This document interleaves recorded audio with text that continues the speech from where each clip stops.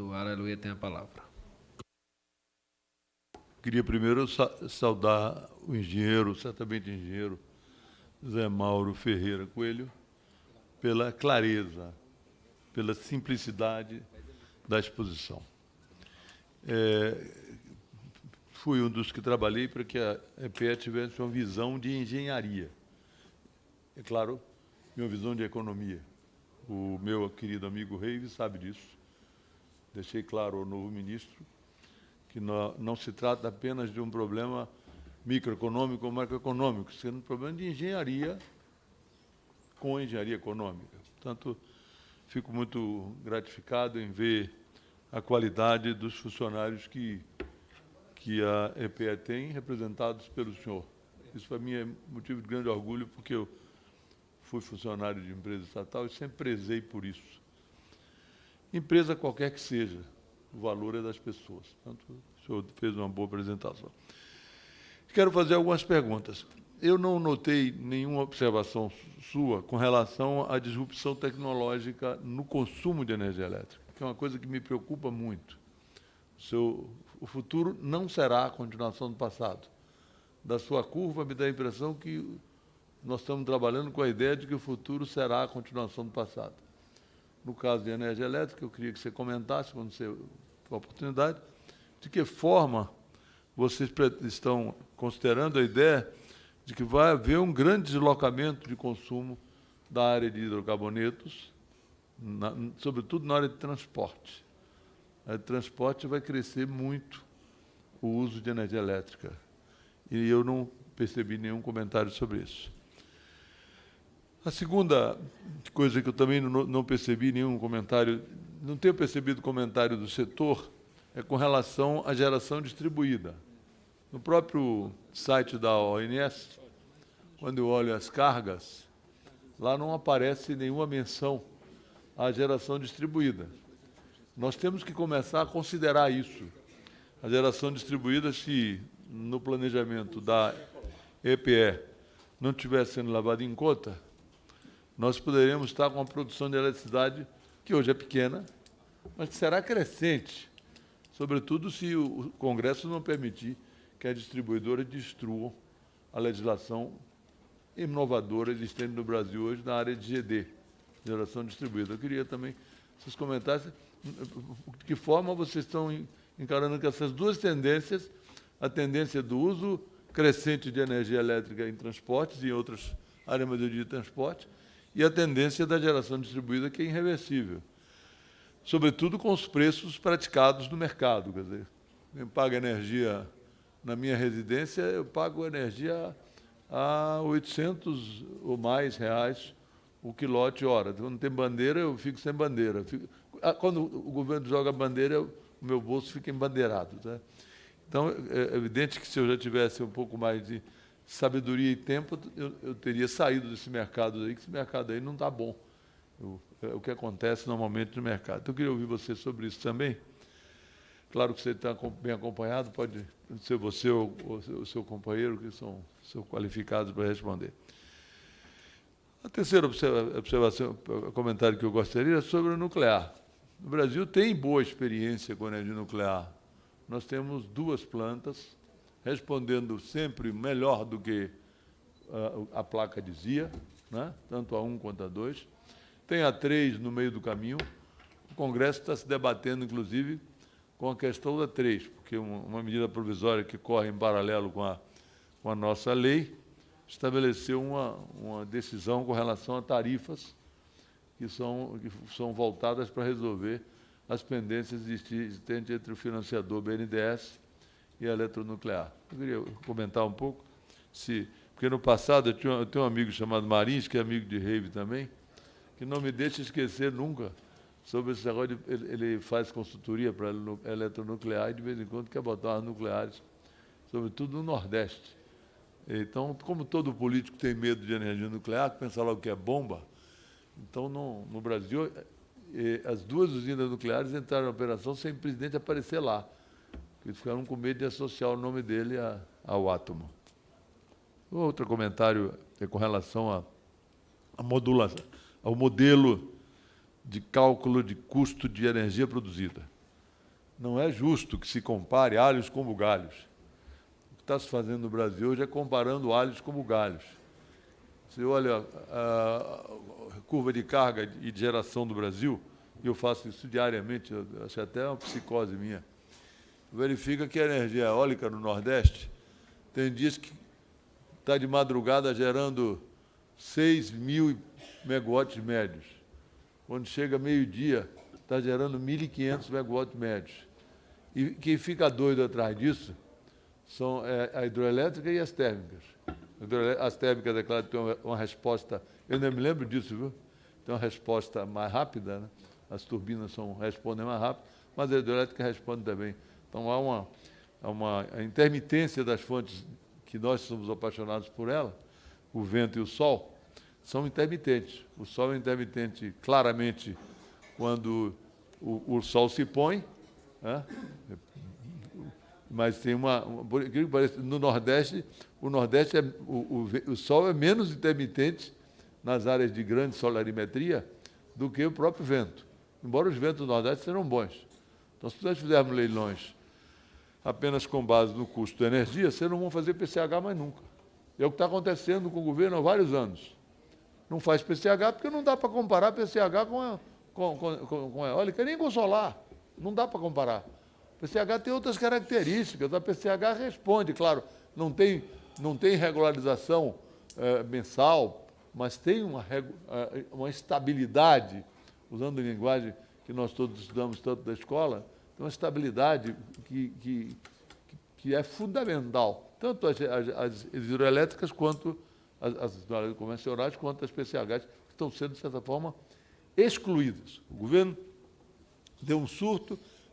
Nós colocamos as PCH no Proinfra, quando a dona Dilma assumiu, ela espantou as PCH no primeiro momento, depois vocês devem ter aberto o olho dela, ela deu uma crescidinha, depois, no fim do governo passado e no atual governo, as PCHs têm sido espancadas, têm sido esquecidas, e da maneira que está sendo feito, ninguém vai construir, porque os preços de produção de energia elétrica por PCH, comparando quilowatt-hora por quilowatt-hora, não vai competir mais com solar, não vai competir mais com nada, sobretudo porque o meio ambiente ainda não descobriu, os lobbies de meio ambiente não descobriram um meio de atrapalhar a eólica e a solar. Mas eu vou encontrar, pode ter certeza. Mas na PCH, para você tirar uma licença no estado de Minas Gerais, você tem que ser acrobata da burocracia. Você não entre porque é impossível. Só a CEMIG, porque tinha um governador ao lado, tem uma empresa muito boa, muito organizada, conseguia fazer algumas PCHs, que não era nem a especialidade dela. Fazia porque o governo queria fazer investimentos. Portanto, eu queria ouvir essa coisa de fonte e rede, e como é que vocês estão pensando em modelar isso? Tem que ter modelagem. Pegar um professor de uma boa faculdade para poder fazer, eles vão adorar fazer essa modelagem, para ver como é que calcula o valor. O valor não pode ser, eu não posso comparar o preço de banana da terra, não é? Que eu gosto muito, com o morango, coisas totalmente diferentes, né? Eu acho também que a gente tem que tomar um cuidado, porque o Brasil está ficando uma rede só, uma rede só. A China não é uma rede só. A China tem 2 grids, se interconectam. Então, eu acho que a gente deveria começar a pensar em ter ilhas, não podemos ter um sistemão que se interliga de tal forma que você não sabe onde um acaba e outro termina.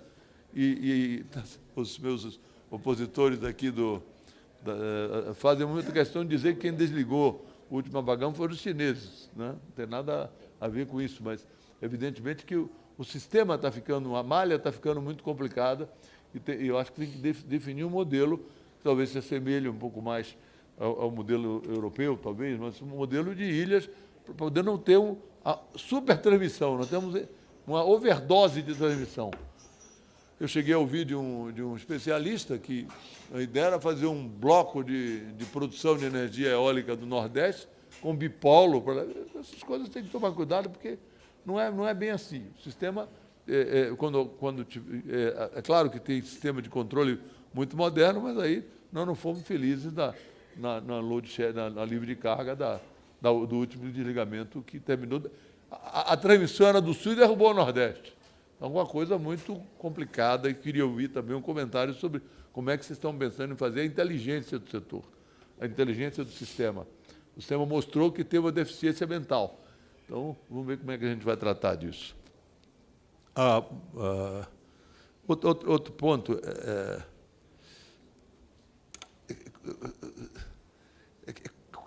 Aqui nós estamos discutindo a Eletrobras. E aí eu fui relator e autor do substitutivo da lei do CAD. Eu e o deputado Feldman, que era do PV na época. E alguns comentários me provocam.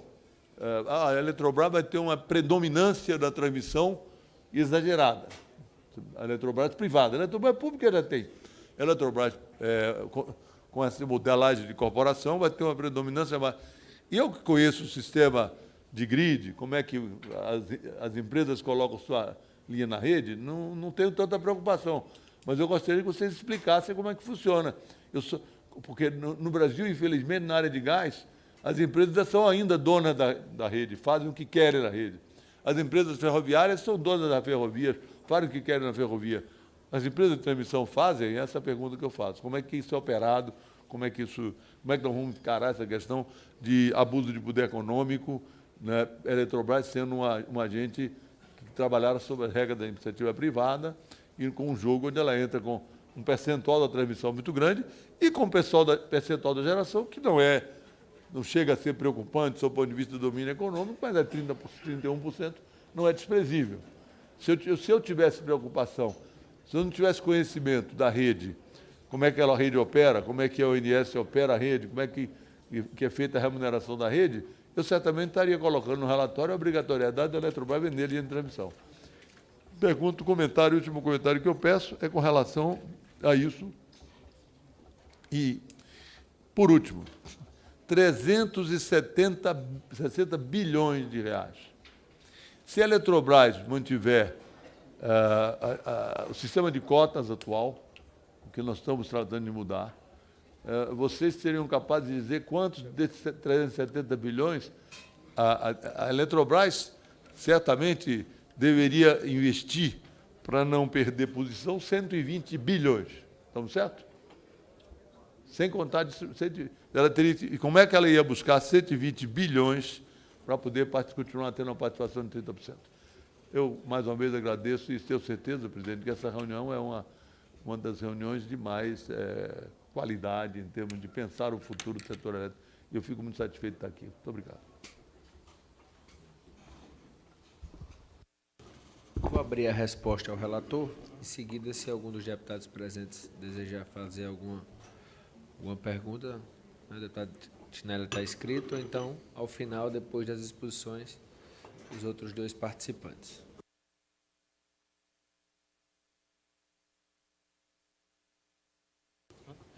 Já pode responder em seguida. Tá ok. Primeiro, agradecer ao deputado José Carlos Aleluia pelas colocações. Eu acho que as perguntas todas aqui são muito importantes. E aí, se me permite o deputado Hugo Mota e também o deputado José Carlos Aleluia, eu vou fazer uns comentários e abro aqui como possível. O microfone, que o outro está longe. Esse aqui está bem. Eu vou fazer os comentários e talvez o doutor Reive e o diretor Amilcar tenham alguma colocação a mais para colocar. A primeira pergunta do deputado José Carlos Aleluia foi foi em relação à disruptura, né, da utilização da energia elétrica, né? Como é que nós vemos isso, principalmente no setor de transportes, né? O setor de transportes é um setor... Então, primeiro ponto, claro que a gente vê uma disruptura na utilização de energia elétrica de uma forma geral.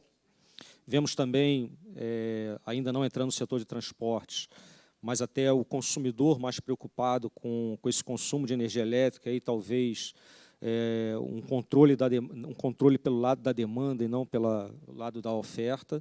Claro que isso também está relacionado a uma série de outros fatores, como, por exemplo, o preço de energia elétrica horária, né, tudo isso.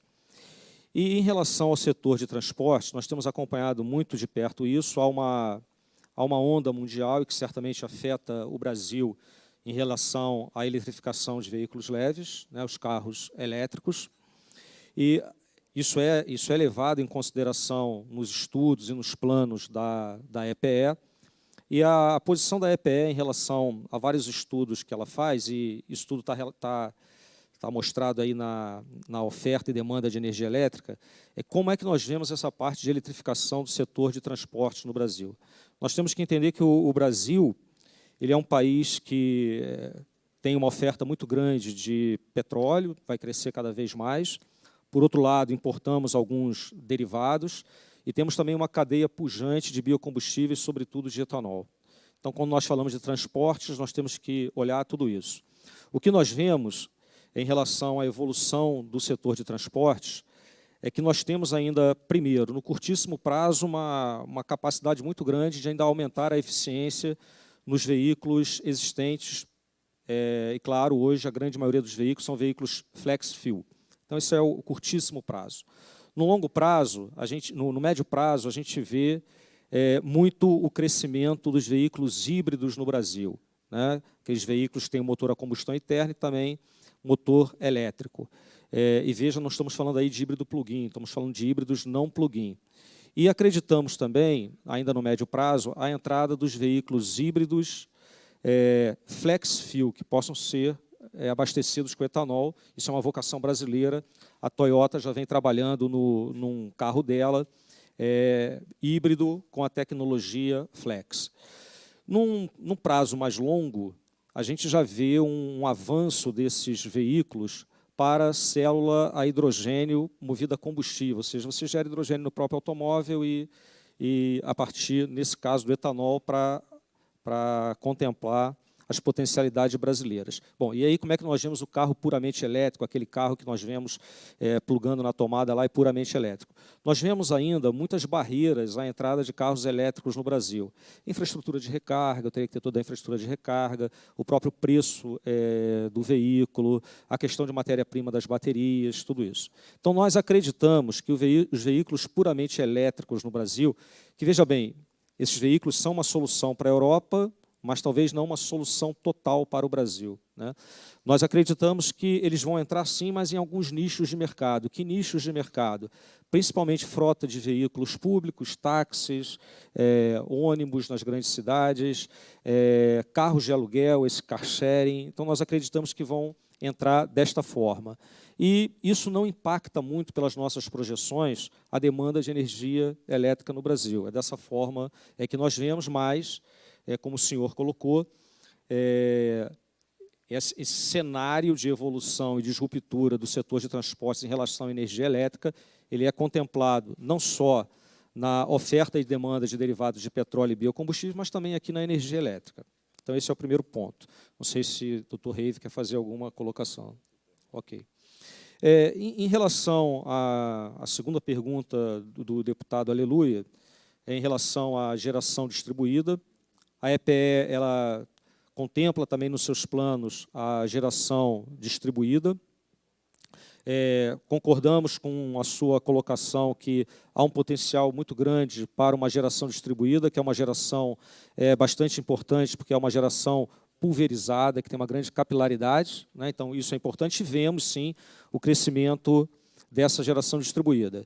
Importante ressaltar que também para essa geração distribuída se tornar uma geração mais massiva, entrar em massa, há necessidade também de nós construirmos redes inteligentes, smart grids, de modo que o consumidor ele possa não tão somente consumir energia, como também ele possa, né, retornar energia para a rede. Então, isso é um desafio e que é contemplado dentro dos estudos da EPE, e a EPE tem trabalhado fortemente em geração distribuída e também nessas necessidades para que a geração distribuída seja implementada em longa escala no país, e aí certamente a gente aumenta a oferta de energia no país. Terceiro ponto, o senhor tocou na oferta de energia a partir das térmicas nucleares. Hoje temos duas plantas, como o senhor bem colocou, Angra 1 e Angra 2, e temos aí o projeto de Angra 3. Nós entendemos que todas as fontes de energia elas são bem-vindas e elas são importantes para o país. Então, em momento nenhum, a aquela prerrogativa da EPE de excluir a nuclear, embora, claro, em relação ao nuclear tem que ter uma série de aspectos relacionados à segurança que são importantes, também são observadas nas demais fontes de energia. Em relação à Angra 3, quando nós pegamos o PDE 2026, até para que a gente pudesse simular, utilizar os nossos modelos, nós consideramos a Angra 3 entrando só no fim do horizonte decenal, no fim do horizonte 2026, mas, é claro, nós temos uma discussão aí importante sobre a Angra 3, quando ela entra, como entra, na verdade, fazer com que ela aconteça, as tarifas que terão que ser pagas, tudo isso. Quarto ponto, o senhor falou sobre a comparação de fontes energéticas, não é? E, claro, como é que a gente faz para que determinadas fontes que são importantes para o país, como o senhor colocou, as pequenas centrais hidrelétricas, elas possam entrar, mesmo tendo um custo que às vezes é maior do que a outra, né? E aí essa comparação, muitas vezes, a gente pode não estar levando em consideração algumas outras potencialidades ou alguns outros aspectos relacionados a políticas públicas, desenvolvimento regional. Só para deixar claro, como é que a EPE trabalha na expansão da geração. Nós temos um modelo que nós chamamos de MDI, modelo de decisão de investimentos. É um modelo cuja função, objetivo, é minimizar o custo total do sistema, claro, com todas as seguranças, todas aquelas restrições necessárias para a segurança da oferta de energia no país. Então, numa rodada de referência, o que esse modelo vai me dar é realmente aquelas fontes que vão me dar o menor custo para o país. E aí, já considerando não só a oferta de energia, mas também os aspectos relacionados a custos de transmissão. Mas é claro também que o modelo ele pode trabalhar colocando nele algumas restrições, algumas imposições, vamos dizer assim, correto? De políticas públicas e de incentivo a algumas fontes que o governo, o setor, acha importante. E aí sim podemos expandir algumas fontes, como foi feito agora, por exemplo, com a solar fotovoltaica. Então, é importante isso. Outro ponto que é importante é que a EPE tem uma preocupação hoje, efetivamente, de alocar as fontes energéticas pela vocação que ela tem, pela região onde ela está, né? Isso é outro ponto importante. Quinta pergunta do deputado Aleluia. O senhor falou o Brasil de uma rede só, né? E se nós não teríamos que ter redes mais regionalizadas e talvez essas interligações regionais para uma possível exportação. E nesse aspecto que o deputado Aleluia colocou, até ontem ou hoje nós estávamos numa discussão com o Dr. Reive, onde, na verdade, uma das ideias da EPE é construir alguns estudos, fazer alguns estudos, justamente no sentido que o senhor colocou, que nós pudéssemos ter alguns nichos regionais, ou seja, regiões, onde essas regiões fossem autossuficientes em energia, gerassem aquilo que ela consome, e que nós tivéssemos essas interligações regionais para possíveis exportações ou importações de energia elétrica. Então, isso é um tema que nós acabamos de conversar recentemente sobre ele e que faz todo sentido o que o senhor colocou. Então, isso também está no nosso radar, a gente está trabalhando nesse sentido. Sexto ponto, o senhor colocou os aspectos relacionados à Eletrobras privada, a predominância dela na transmissão, e como isso fica em relação a ela ter esse grande percentual de transmissão na sua mão, como é que ficariam outros agentes nessa competição? Se poderia haver ou não abuso do poder econômico. Nós acreditamos que, nesse caso, há uma necessidade muito grande também de nós aumentarmos a competitividade do setor, a transparência do setor, permitir que novos agentes entrem no setor de transmissão, para que nós tenhamos um setor mais competitivo, mais dinâmico, de modo que, possivelmente, isso vai levar à diminuição de preço e uma competitividade maior no setor. E, obviamente, no nosso entendimento, isso passa por alguns aspectos relacionados à modernização do setor elétrico, que aí certamente levariam a esse mercado mais livre, mais pujante e mais dinâmico. Okay?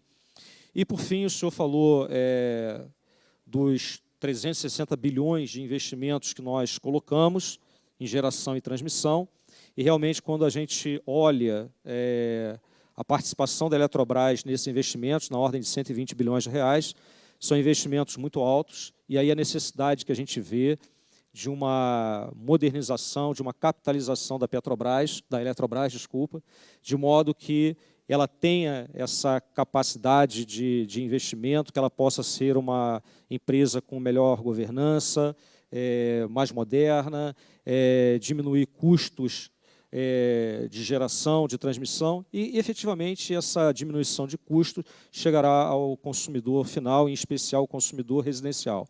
Eu acho que é isso que é o mais importante. Vou passar a palavra ao Dr. Reive, também ao Amilcar Fala, diretor, e Reive fecha. Pois não. Marqueselli, desculpe.